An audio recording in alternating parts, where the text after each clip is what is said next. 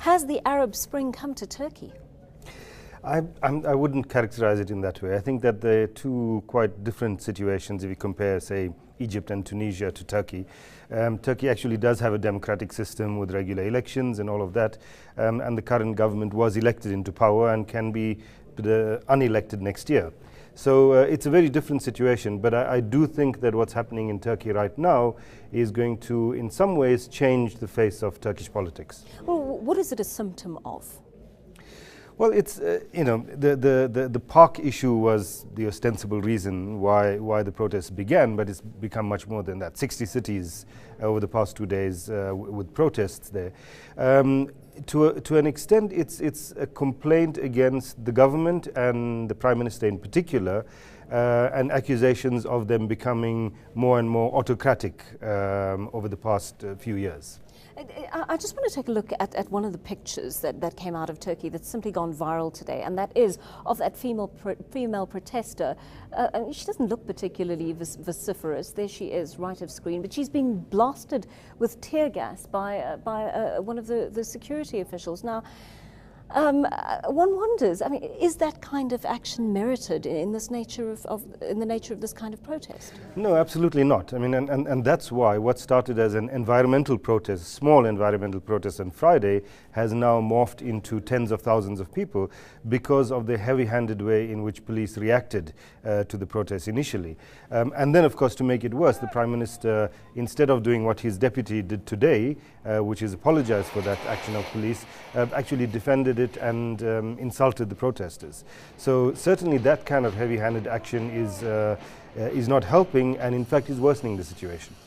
If we look, Naeem, at the economic boom under Erdogan's leadership, I mean, it doesn't seem like Turks have much to complain about.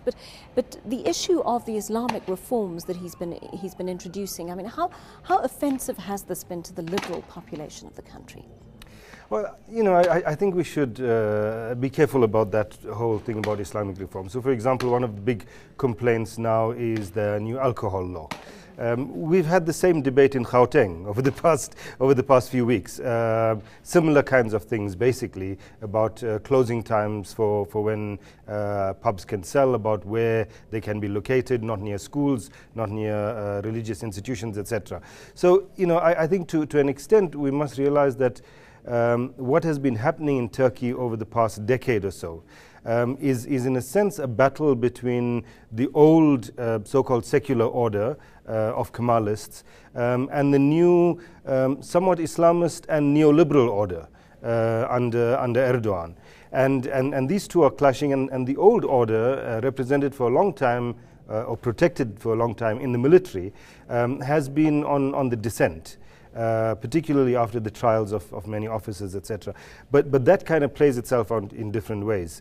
And so some of those old secularists are still raising those kind of arguments. But what we're seeing over the past four days or so is that the opposition to the government has become much wider than that. And so when Erdogan says, oh, this is just the opposition, these fellows make a big noise, it's not. I mean, the left, which has been somewhat quiet for the past decade or so, has risen quite strongly over the past few days, has been rising with the Kurdish issue, etc. But you're finding a broad, I don't want to use the word front because it makes it sound more organized than it actually is, but a whole range of groups and ideologies represented now in the protests taking place. Very interesting indeed. Thanks very much for talking to us, Naeem, Jeenah.